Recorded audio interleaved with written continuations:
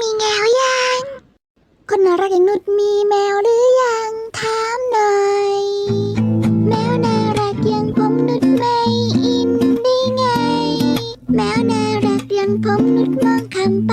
ได้ยังไงจะให้ผมเป็น